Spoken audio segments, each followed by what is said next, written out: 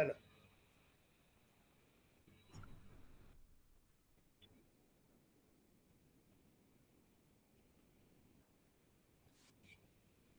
Are you audible, sir? Yes, yes. Can you hear me? I think the two speakers are on at one place.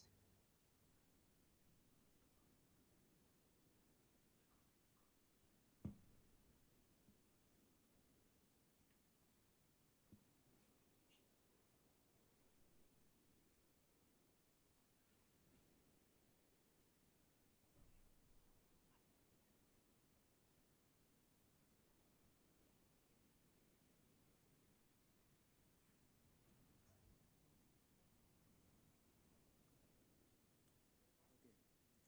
Corruption is the biggest obstacle in overall progress and development of a nation.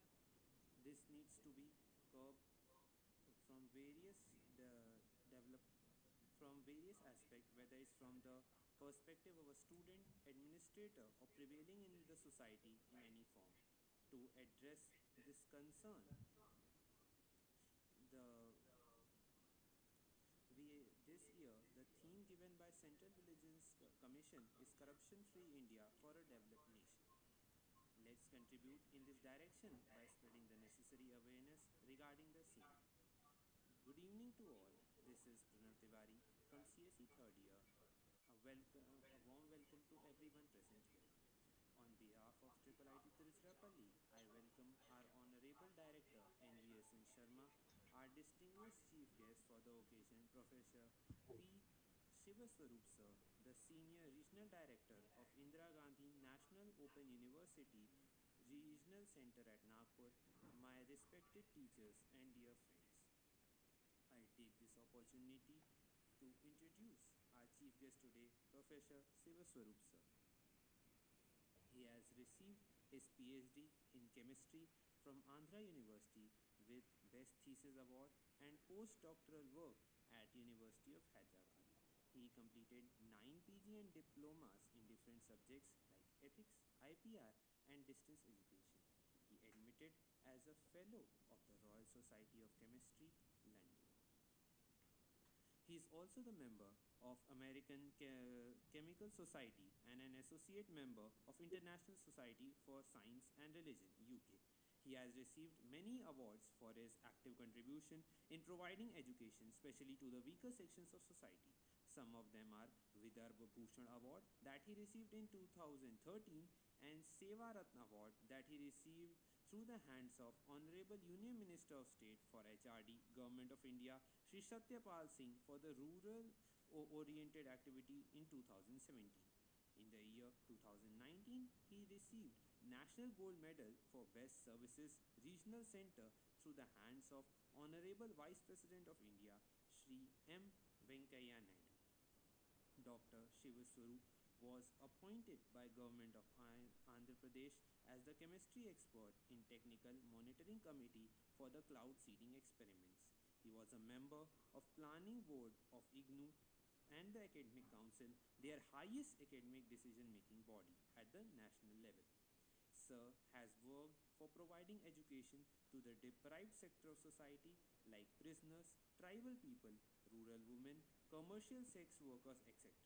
He also initiated radio use for teaching and creative virtual classroom for prisoners. He helped provide health related courses in interior tribal areas.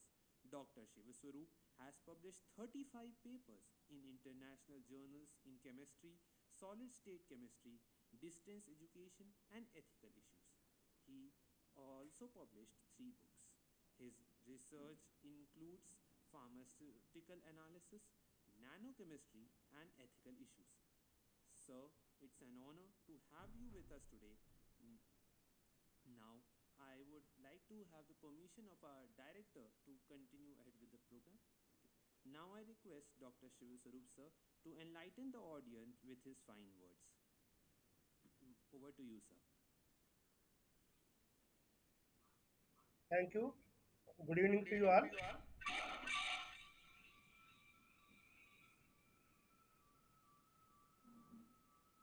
Good evening, sir. There is some echo coming. Okay. So, good evening to you all.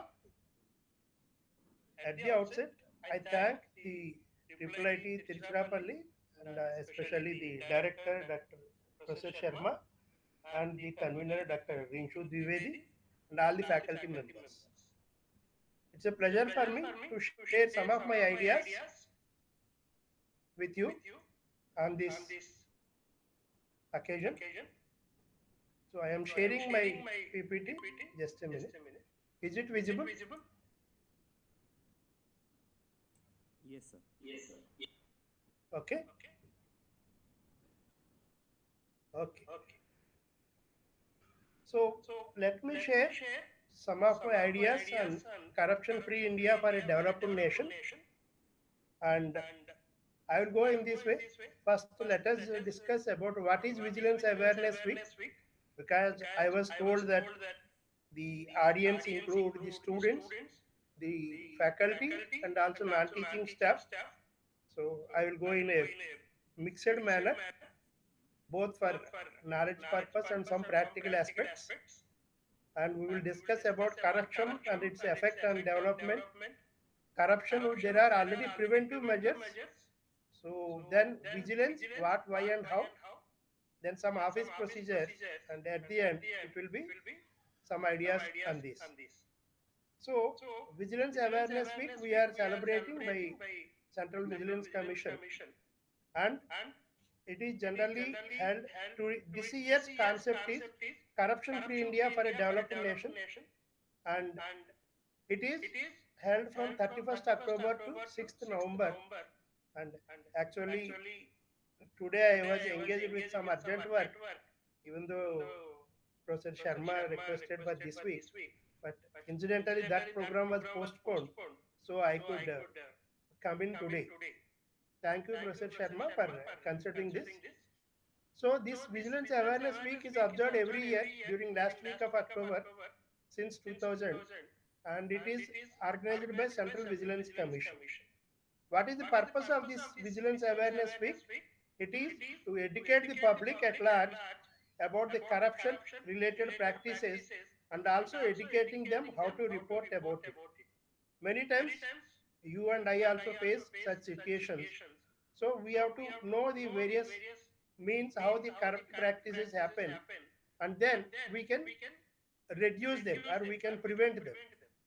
We encourage all stakeholders to collectively participate in the prevention of and the fight against corruption, and also to create awareness among the common man, especially the youth.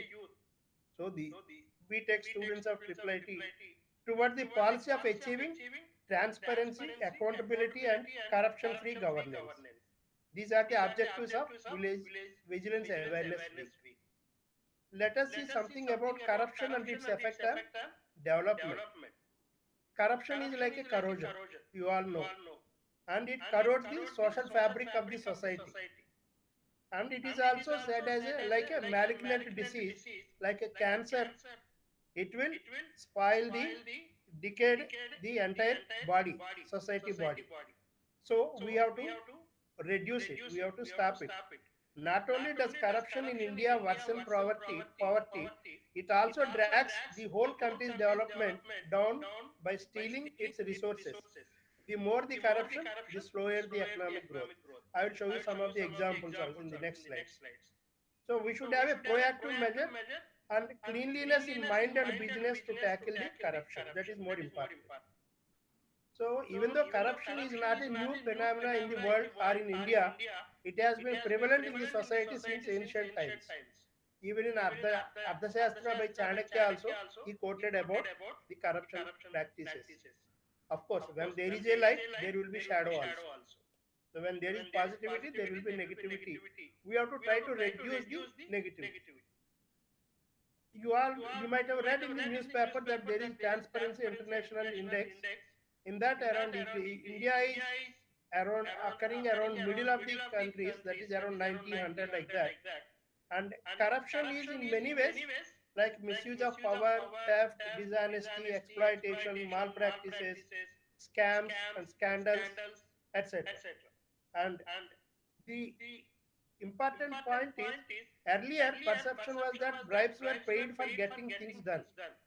But nowadays people think it is part of life. They say that everywhere it happens, so it is part of our life. We have to change that attitude. You can see how the corruption is siphoning the development funds. The development funds are coming, but they are siphoned by self selfish elements in the form of corruption. Corruption and development. Corruption is a global phenomenon, but evidence shows it harms poor people more than the others. A rich person who is having 5 lakhs income, he can spare 100 rupees, 1 lakh or 10,000. Whereas for a poor person, it is very difficult. So it affects the poor people more than others. It stifles economic growth and it diverts desperately needed funds from education, healthcare, and other public services. An estimated 1 trillion US dollars. 1 trillion US dollars is around 1 lakh dollars, 1 trillion. Then it is 10 power 12 dollars you can think of.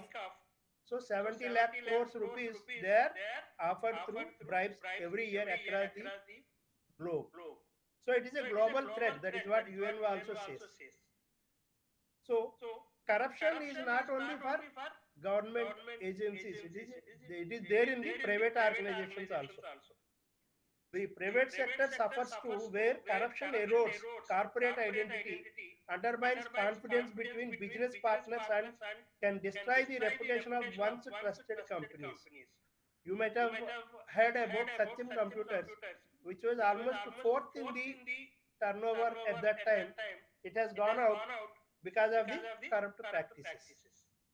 So, according to the World Bank, the average income in countries with a high level of corruption is about one third of that countries with a low level of corruption. If there is more corruption, the average income of a citizen also becomes one third. So that is the condition. So you might have seen the transparency index. If you see in the next slide, I will be showing. In this, you can see these are the North America, the Western Europe, and Australia. They are very transparent. So they are developed. Those countries, India is in the middle, as I said. Those in the lower side, they are underdeveloped or undeveloped. So you can see that the transparency and corruption, they are eating away the development of the countries. So some steps to reduce the corruption, it is we must resolve that we will not wait for lapses to be committed, but will act in a proactive manner to prevent such lapses from. Of course, if something happens, we will take action after. It is generally said that prevention is better than cure. So we have to take preventive steps. So it is not only important to be impartial, but we should also appear to be impartial in order to win the confidence of our stakeholders. In an organization, you should be sincere and honest, and it should be visible to the customers also, the clients also, the stakeholders, whatever it is. Then only we can be more honest. That's what I said. Even though honest is the abstract subject, but honesty should be visible. It is more important. And there are certain preventive measures by CVC. It is leveraging technology and automation. You know, when you are traveling on a highway, you go through the FASTag slips. Now it is automatically read. There is no man to man or cash handling at the toll gates. So they use the automation. And ensuring transparency, accountability, and integrity in public procurement, like government marketplace, JUMP, we say, it is there. And similarly, right to information, all these, they are helping in reducing the corrupt practices. And the social infrastructure available is Right to Information Act. I hope most of you know about the RTI Act. You can ask information from any government office on any issue. You have to pay a nominal fee. Then any citizen can get any information. Earlier they were locked in the government files. Now they are available to any citizen. Social audit, citizens chapter. When you apply for a driving license, you might have seen there is a citizen chapter that a citizen should get it within 10 days or 15 days, whatever it is.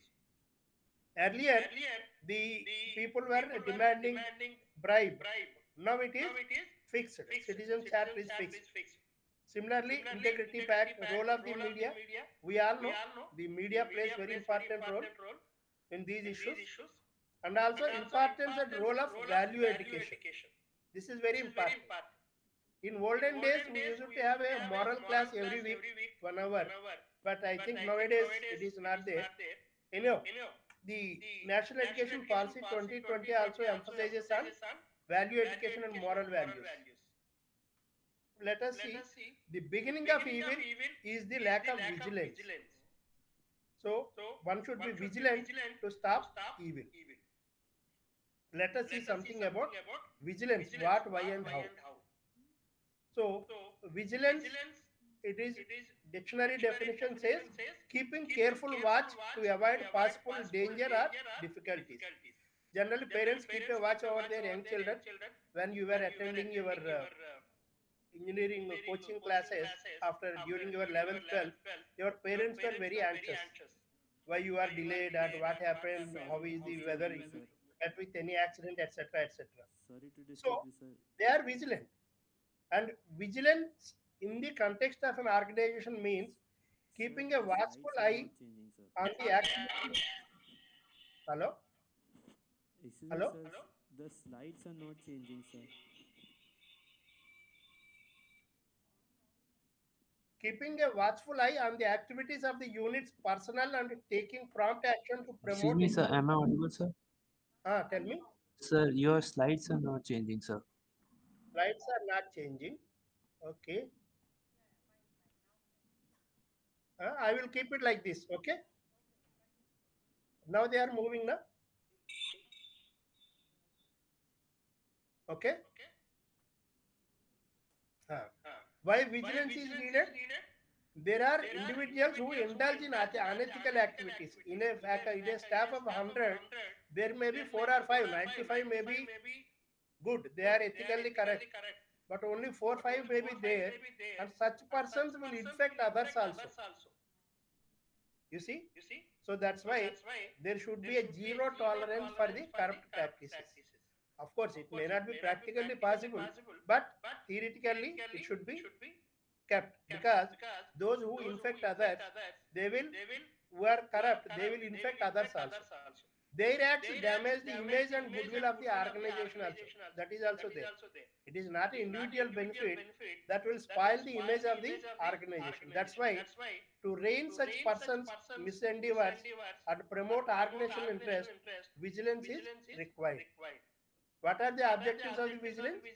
To enhance the image of the organization, as I said, promoting culture of honesty and integrity, reducing wastages, improving productivity, and ascertaining accountability. If a person takes some action, he or she should be accountable.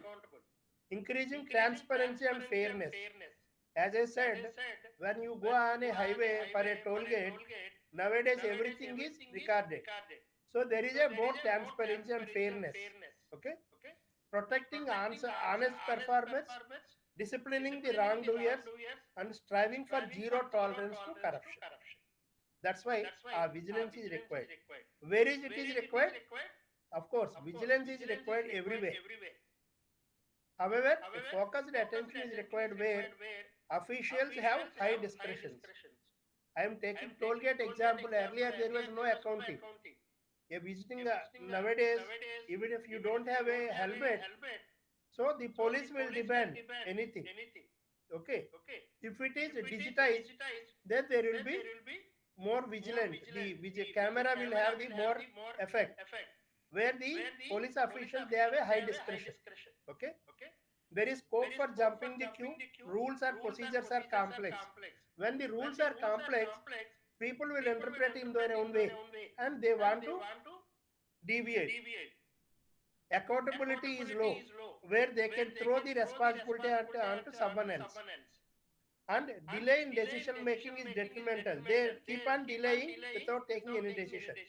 Opportunities to negotiate exist. Where they quote 100 rupees, there can be a negotiation for 80 rupees or 50 rupees like that. There the corruption creeps in. And individuals are prone to corruption. You can see there from their history, past record, whether they are prone for corruption or not. Okay? And vigilance is a management tool. It is not a separate thing. It is part of management. It is like any other finance section or administrative section like that. It is also part of the management. It provides important instruments for improving performance of an organization. This includes promoting clean business transactions, professionalism, productivity, promptness, and ethical practices. In today's global exposure to any issue, a small issue in an institution will be exposed globally. So that gives a bad image to the reputation to the institution. That's why we should maintain the vigilant in maintaining the integrity of the organization. What is vigilance angle? from which where we need vigilance angle, demanding or accepting gratification for an official act or influencing others, demanding even to give a driving license for you if someone demands some money, that is needs a vigilance angle. Obtaining valuable so without consideration or with an inadequate consideration, getting a discount on the purchasing something, or obtaining himself or for others valuables or pecuniary benefits by corrupt methods, etc. Like that. Possession of assets of disproportionate to income. You might have seen the vigilance cell has raided and they captured crores of rupees disproportionate. If you are getting 1 lakh salary, you should be having your properties based on, if you don't have your ancestral property, you should have reasonable properties only. So like that, it should be misappropriation, forgery, cheating, etc., etc. Okay. How vigilance works? Vigilance works in three ways. One is preventive vigilance, second is punitive vigilance, third is surveillance and detection. Preventive vigilance I will discuss. Then punitive vigilance means after caught red-handed. For example, a police constable caught red-handed taking 500 rupees bribe. That is punitive. There will be a procedure for rules and regulations to give punishment. They are suspended, something like that. That is punitive. Then surveillance and detection also I will discuss. Preventive vigilance is simplifying rules and procedures. If there are complex rules, a common citizen may not understand what to do. Then automatically he or she will go to a government official for getting the work done. So simplifying rules will reduce the corruption chances. Curtailing discretions. If I have a discretion, then I may use my discretion to go for corrupt practices. Improving transparency. If you have a merit list, go for online admissions and display the merit list on the website, then it will be improving transparency. Then strict accountability. Every individual will be given accountability for the action taken. Then they will be think twice before taking any wrong step. Promoting awareness among clients, educating or sensitizing the officials, and ensuring posting of officials with clean integrity and sensitive posts, introducing a fair rewards for the sincere staff. And you can see JRD data what he said. There is indeed a need to rekindle old principles and ethical values which alas have too often been ignored or neglected in recent years in belief that quicker profits and greater accumulation of wealth will be result. So everything should be fast. So people are thinking for fast money, they go for corrupt practices, shortcuts. Okay. Similarly, as I said, prevention is better than cure. So good governance is also part of it. I will tell about this. Then the reactive or punitive vigilance deemed served by carrying out investigation and assisting disciplinary authority in taking punitive action by initiating and following up disciplinary or criminal proceedings about the corrupt official. What is surveillance and detective vigilance? That entails conducting surprise inspections, scrutinizing annual property returns. If an employee has last year has 1 crore property and this year in the annual property if he shows 5 crores, how it has come? His annual income itself may be 20 lakhs or 25 lakhs. How he or she can purchase within 1 year. So that is how they surveillance on the annual property returns and cultivating other sources for detecting corruption and influences to serve their own self-interest. Okay. And then surveillance, as I said earlier, CAG, Controlled and Auditor General, they conduct every year the audit of all the government institutions like IIIT Tiruchirappalli and also our regional center at Nagpur.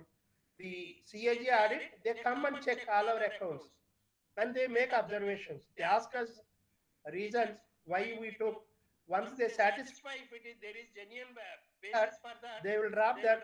If they have a doubt, they will mention it in the report, and that goes to higher authorities, and it goes, if there is something to be probed, it will be probed. To prevent corruption, sources of complaint can be anywhere, like employees of the organization. They are called vigilance. Some office procedures and vigilance measures. Public offices deal with taxpayers' money and are therefore accountable to Parliament and to the public. They are subject to public criticism and criticism in the press, because the government offices, they are paid from the public tax. So the public, they have open to criticize, and even Parliament also raises. So we have to be more careful in that.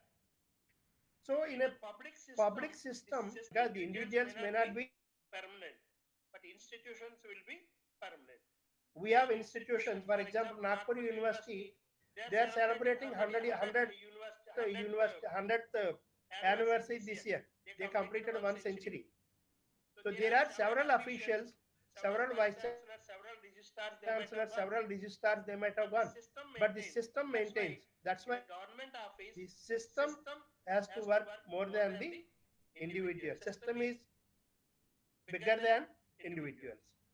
So like in purchases, as we go, because some of the staff are also present, it should be on a public tender, or it should be on a government e-marketplace, jump place, where it is, everything is transparent. Limited tenders, all these procedures, the staff know.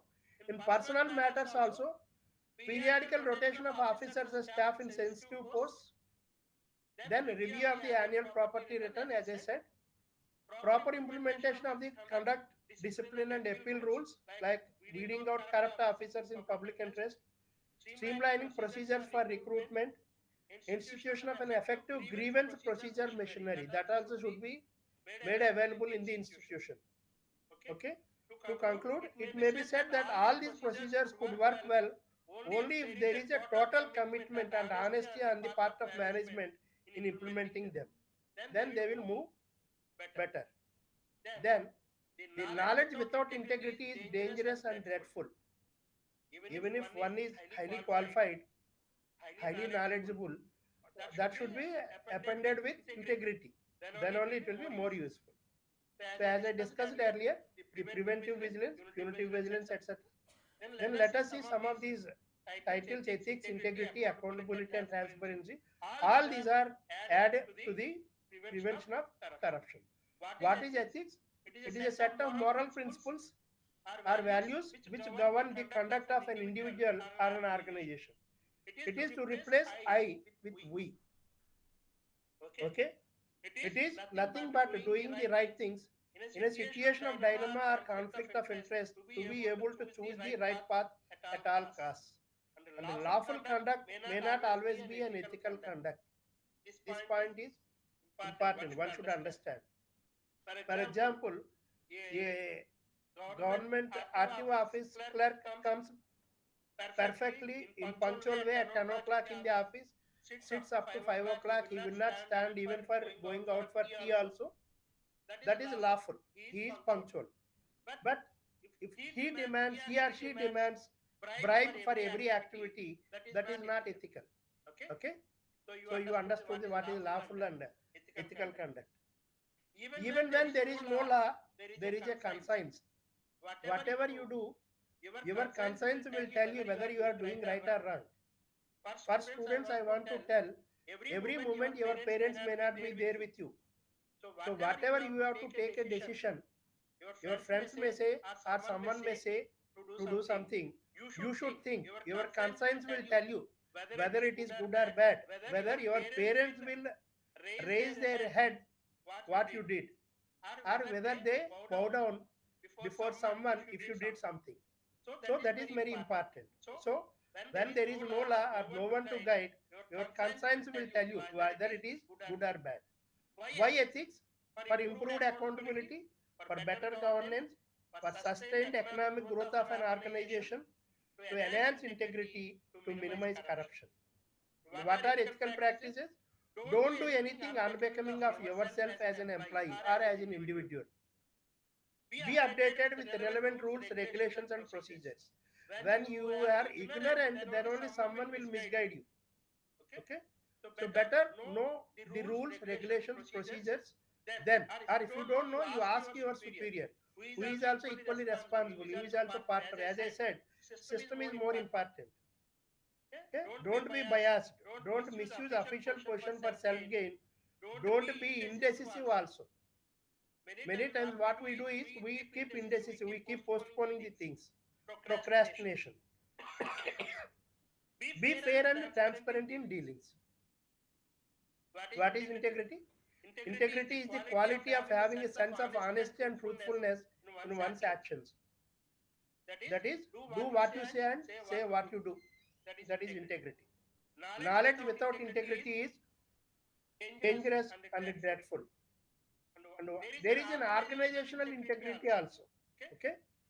If you go to a RTO office and you know that the work will be done within 1 week, that is organizational integrity. How it becomes? Because of the individual's integrity. Integrity of an organization is recognized from the integrity of the employees. Integrity improves transparency and fair practices.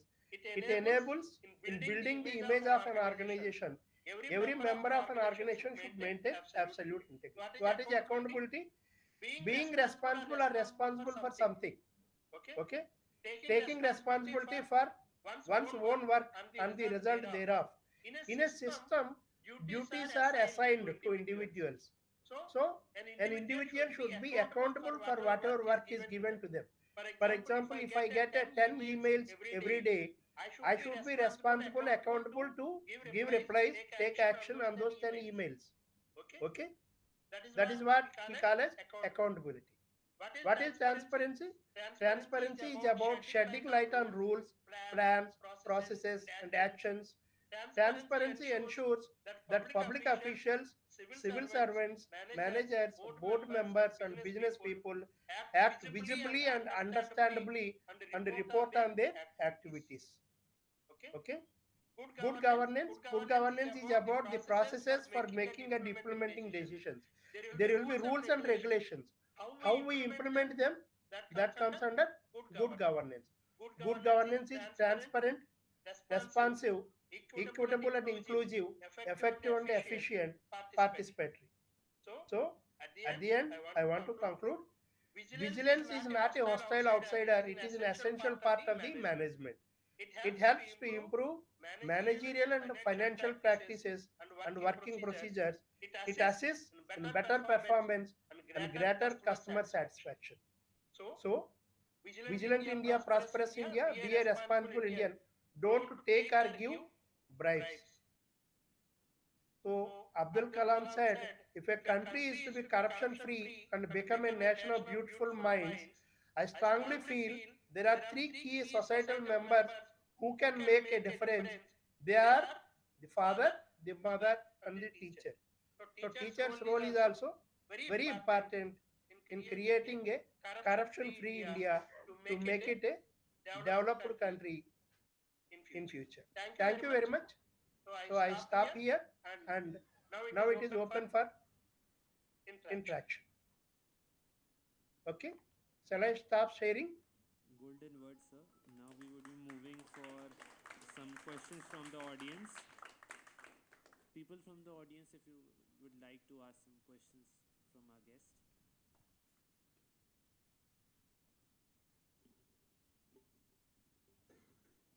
You can ask any questions if you want. I will try to share because everybody has a first-hand experience. So there is nothing that I should share and you should listen. It is not like that. So you also share your own ideas, or we can share information each other.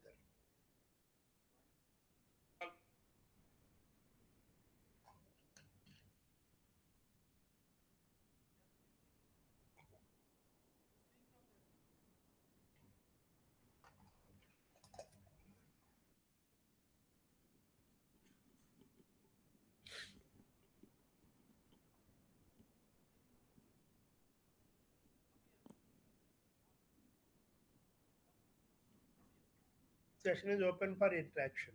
Good evening.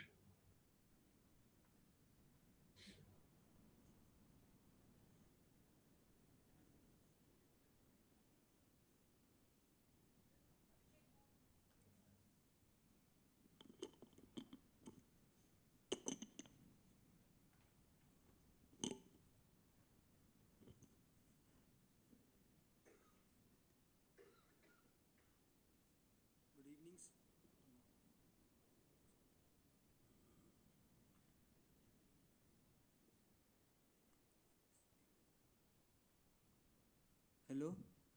Good evening, sir. Sir, my name is Abhishek Kumar Mohanty, and I am a Okay. student of IIIT Tiruchirappalli. So, sir, my question is that how prevention can help in maintaining a corruption-free India? What is that?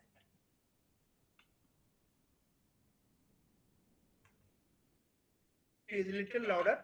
Sir, how prevention can maintain a corruption-free India?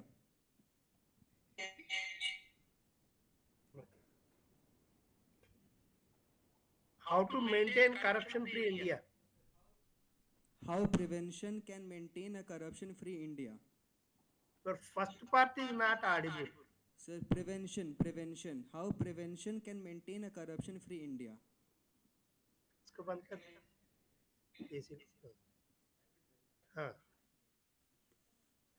prevention of corruption. Yes, sir.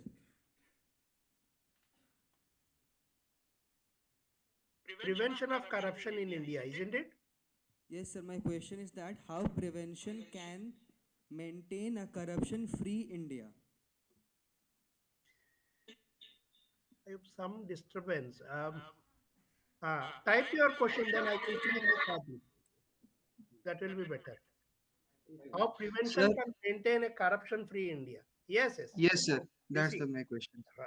prevention is always better than cure, isn't it?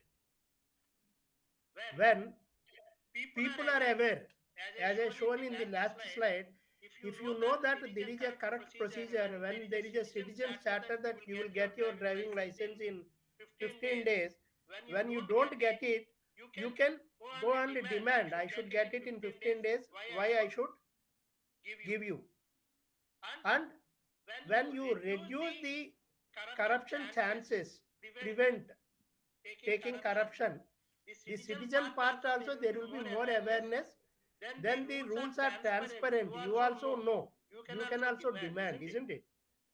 And also, when the employee feels that there is no one to detect my corruption, he will be unabated, isn't it? When they also know that the citizens know it and they are able to complain in the social media or in the media, press, mass media, then it will prevent. Like that, we can reduce the corruption chances. Okay? Yes, sir. So, sir, how, as an engineer, what can be our role to a corruption-free India? What can we do to prevent the corruption, sir? Very true. You see, not only engineer, many professionals, okay, many professionals, they are different from a normal government clerical staff. How? I will tell you. Because a professional is one who has a professional knowledge in a particular subject. Okay, for example, a flyover is constructed in front of our office. Okay, and the engineer says this is the mixer we have to use it, sand and cement. Who else knows? Okay, so as a professional, you can reduce, you can prevent corruption by following the principles. Okay, a doctor, if his or her relative is running a diagnostic center, he will prescribe every test run in that diagnostic center, isn't it? So that is why we call it professional ethics for all the professionals. A professional is more able to control. He is authoritative in controlling corruption in the professional field. Of course, the general fields, they are like any other citizen, they can also stop or prevent corruption. Okay? Yes, sir. Thank you. I got it, sir. Yeah. And sir, one more last question, sir. No problem. Sir, like in educational institution, like in our college only, how can be the role of an education to prevent a corruption? Like what what could be we taught like so that we could prevent corruption? Mhm. That is what J.R.D. Tata said. The value education, earlier we were having it, but now we are more laden with the completing the curricular activities. One good thing is the national education policy is coming up with inbuilt moral values and value based education. So, in that way, we can reduce the institutions will control the corrupt practices, corruption. Okay, and also the teachers within the classroom itself they can teach ethical values to the students. As a small examples, as I used the RTO office many times. So in that you can, once you know the citizens charter, you know the RTI activity which is there, you can use them to prevent corruption. Not only institution, outside also, in your life ahead, you can control them. Okay, sir. Thank you, sir, for your information.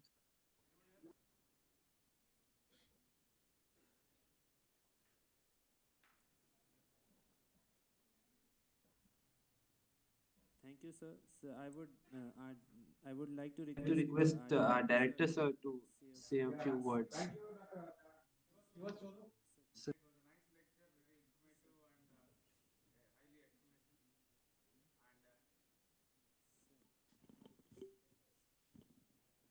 And hello, am I audible, sir? Yes, sir. Dr. Sivaswaroop, am I audible, please? Yes, sir. I can hear. Yeah. Thank you very much for your very informative lecture and taking a lot of time with a lot of patience and educating students also about this. And you have done it at very, very short notice and you made it within this week. Thank you very much for that and let's be in touch regarding the other aspect where you have the expertise in other aspects where we may request you to deliver some more lectures for our students and faculty in future for us. Thank you very much for this lecture. Thank you, sir. It's nice. Thank you.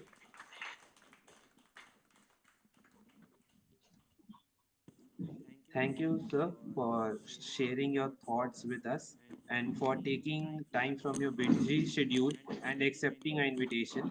Your words were really inspiring and motivating to us. We will make sure that everyone takes a message from your inspiring lecture and take the chance to fight against the corruptive practices and the country which contributes in the corruption and which could lead us to a free nation. I convey my sincere gratitude to our respected director, sir, and the faculty members, and to all the people who have gathered here and made this event possible. A special thanks to the audience as well as the EBSB club which organized this event. We hope each of us will work together to realize the dream of corruption free India for a developed nation. Thank you, one and all. And now I would request everyone to stand up and pay. Punjab Sindh Gujarat Maratha Dravid Utkal Ganga Vindhya Himachal Yamuna Ganga उच्चल जलधि तरंगा तव शुभ नामे जागे तव शुभ आशीष मांगे गाहे तव जय गाथा जनगण मंगलदायक जय हे भारत भाग्य विधाता जय हे जय हे जय हे जय जय जय जय हे